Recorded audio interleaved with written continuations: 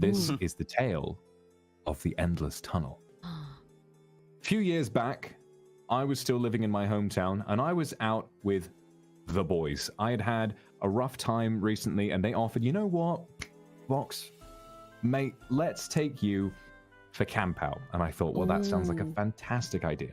So we go to this rugby field, and I was a little nervous. I'd never been for a camp out on a privately owned lot before, but we showed up, and the guy who owned the rugby lot was there, and he said basically, and I thought like he was going to kick us out, but he said, oh, you boys going for camp out? Oh, that'd be great. And so we brought our tents and stuff, and we went and set up. And as we were setting up there, he said, now, boys, if you get bored in the middle of the night, there's something to go and check out.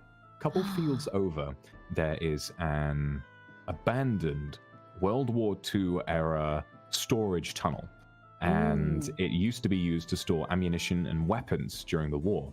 And so we thought, well, it might be worth checking out. And so I was there with Stumpy, as I've mentioned, the guy with the small hands. I was there with a guy who doesn't have a nickname, so I'll just call him John, which isn't his real name. We had Woggle, who is another mate of mine who's very sensitive. And we had one other person.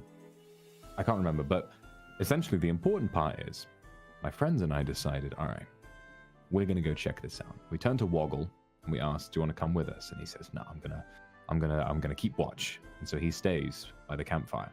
Smart. And me, Stumpy, and John, we all walk through these fields, and it's quite a walk. In the dead of night, with our phone flashlights, we start walking, and there are cows out there, and one of them jump scared me. One of them went like, moo, like, and it scared the shit out of me while I was walking. But we kept walking. We got quite lost after a while, and we were just listening to some music on someone's phone. And eventually, we found it. We clambered up some sort of broken down, like crumbly rocks. We started climbing towards the entrance, and the entrance was this railway track that went down into the earth with big holes in those wooden slats, that make up a railway track. So we kind of had to hop from plank to plank, just hump. That's like the biggest red flag I've ever heard in my life. And we went down there, and they creaked. We went every time we stepped on them, and we went down. And the railway tracks bent around to the left, and they went deep down into the earth. And so we decided, fuck it, we're going to go see what's at the other side of this thing. And so we start walking. And bearing in mind, obviously, there is no light down here. So we've got our phone flashlights, and that's it. Our phones run out of battery, we're fucked. And so we just start walking. The railway track sort of funnels into a very small track, almost like it would have been a minecart or something, probably used to transport things from one end of the tunnel to the other. And we start walking down, and there are graffiti all over the walls, stuff like hearts with initials on them, A+B and all that. And so we thought, this must be a bit of a hangout spot for some people. And we kept walking, and we kept walking, and walking, and walking, and walking, and walking, and walking. And we had been in this tunnel for an hour, and we were no closer to the end. And of course, this underground tunnel has obviously we're underground by this point, and it's a deep downward incline. We are going deeper and deeper into the earth as we walk. And of course, by that point, phones have no signal. There's no way that we can check our map to see how far away we are from the campsite. And what we notice now is that the graffiti is not quite as innocent as it used to be. Graffiti has started becoming threatening. We have just random words like a load of rubbish just describing violent acts, describing just really gross sexual acts and stuff, just teenagers who might have written something to try and get a scare out of somebody. And we kept walking, and we were like, man, this is kind of fucked up. And by this point, all three of us had all considered going back, but we thought, like, no, we must be near the end now. Could you see the entrance? Yeah. No, all we had was our phone flashlights, and it had curved downwards and sort of curved a bit enough that the entrance was far enough away that we couldn't see it. It's a very narrow tunnel as well. Very narrow. Oh, so God, I got shivers. We couldn't see the exit or the entrance. It was just what we could see with our phone flashlights, a few little dank puddles on the ground from dripping from the ceiling. And we kept walking, and then eventually we start seeing the kind of shit that you'd expect to see once you get deep enough.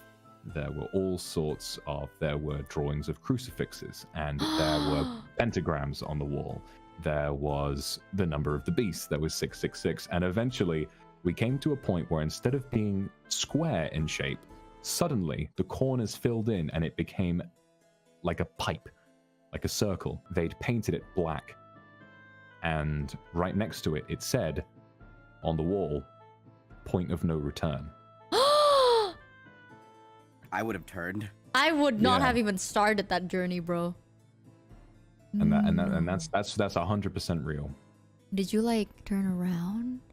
We considered it, but then we decided that we have to be close now. It's the first change. It was the first change in anything that we'd seen in such a long time. We were mortified, but we thought we needed to try and find something, right? And so we kept walking. No. And something I couldn't tell you what it was, but something about the material that pipe section was made out of. It was a really unsure footing. Like we had to sort of, and it felt narrower as well. So we had to kind of like slowly sort of shimmy our way through stuff like that. Instead of just walking freely, we sort of shimmied our way through. And our phones were running low by this point as well. And like I was saying, something about the material that this tunnel was made out of, the pipe section, it seemed like it swallowed light a little bit more than before. And so it felt like we really, not quite, but to the point where it felt like our phone flashlights weren't working nearly as well as they had been. Oh, fuck. And now the next part is really scary. Oh, I hate how you're like telling the story so well, because I'm actually so invested. I'm so scared. And this is the part where we decided to turn back.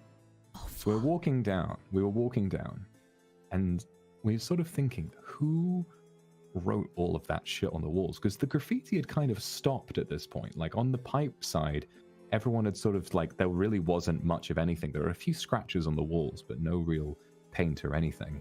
And then suddenly, right in the distance, like very faintly, we sort of started hearing a little tapping. It was like, it sounded like footsteps. And we froze. And then from in the darkness, far, far away, where our phone flashlights genuinely couldn't reach, echoing off the walls of the cavern, we heard a noise that sounded like someone going, No!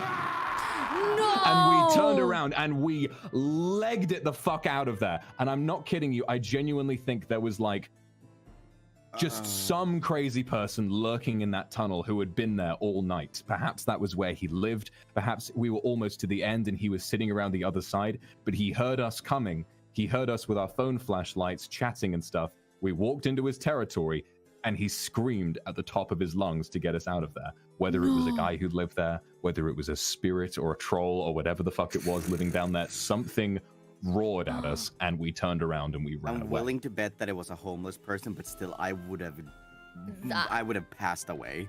I would have died right then and there.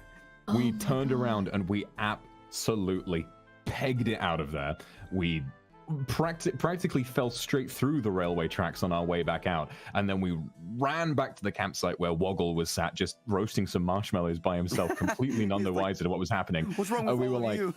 And I think by that point, like, we'd calmed down a little bit and we decided to kind of prank him a little bit, and we started like talking up the story a little bit. We were like, bro, you don't want to go down there, which is like true, but we made it seem a lot worse than it was. Like, we made it out like, oh yeah, we saw this guy, he was down there, he had like no arms and shit, and we started like trying to spook the shit out of him because he's a very sensitive person, and so he was like, oh my god, I'm serious, and all that kind of stuff.